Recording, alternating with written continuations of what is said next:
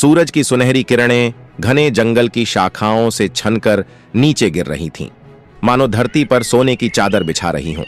सुबह की ताजी हवा में फूलों की भीनी भीनी खुशबू थी और पक्षियों की मधुर चहचहाहट पूरे जंगल में गूंज रही थी। चारों ओर जीवन था, लेकिन शांति भी थी। एक सजीव, स्वतंत्र और अनगिनत रहस्यों से भरा संसार। इसी संसार के बीच शान से चलता हुआ एक शेर निकला। उसकी सुनहरी अयाल सूरज की रोशनी में दमक रही थी और उसकी गहरी भूरी आंखों में सारा जंगल बसता था। वह न तो शिकार की तलाश में था, न ही किसी पर शासन करने के लिए निकला था। आज वह बस जंगल की सुंदरता को महसूस करना चाहता था। नरम मिट्टी पर अपने पंजों का दबाव, ठंडी हवा की थपकियां और जंगल के शांत संगीत को आत्मा में समेटना चाहता था। चलते चलते उसने देखा कि हिरणों का एक झुंड पास की घास पर चल रहा था। उनकी चाल में निश्चिंतता थी। बंदरों का एक झुंड पेड़ों की डालियों पर उछल कूद कर रहा था।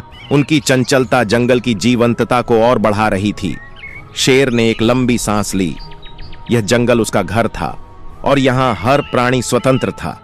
शेर ने सिर घुमाया, लेकिन इससे पहले कि वह कुछ समझ पाता, तेज झन्नाटेदार आवाज के साथ एक भारी जाल उसके ऊपर गिर पड़ा।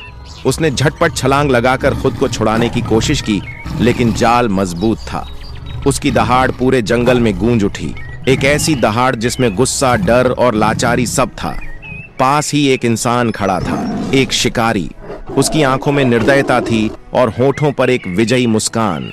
वह धीरे धीरे शेर की ओर बढ़ा, उसके मजबूत शरीर को जाल में फंसा देखकर खुश था। शेर छटपटाया, लेकिन कुछ ही देर में उसके पैरों में बेड़ियां डाल दी गईं। अब वह जंगल का राजा नहीं था, अब वह कैद में था, उस जंगल से दूर जिसे उसने हमेशा अपना घर माना था। शेर को एक पिंजरे में बंद कर दिया गया। लोहे की सलाखों के पीछे से उसने जंगल की ओर देखा, लेकिन अब वह वहां वापस नहीं जा सकता था। अब न तो नरम मिट्टी थी, न ताजी हवा, न ही जंगल का संगीत, सिर्फ लोहे की गंध थी। इंसानों की ऊंची आवाजें थीं और एक अजीब सा खालीपन था। उसने अपनी आंखें बंद कर लीं। क्या इंसानों को यह समझ नहीं आता कि जंगल केवल जानवरों का घर ही नहीं, बल्कि पृथ्वी के संतुलन का एक अहम हिस्सा है? जब वे जंगलों को नष्ट करते हैं, जब वे निर्दोष जीवों को बंदी बनाते हैं, तब वे केवल प्रकृति का ही नहीं, बल्कि खुद का भी नुकसान कर रहे होते हैं। हर साल न जाने कितने जानवर शिकारियों द्वारा मारे या कैद कर लिए जाते हैं।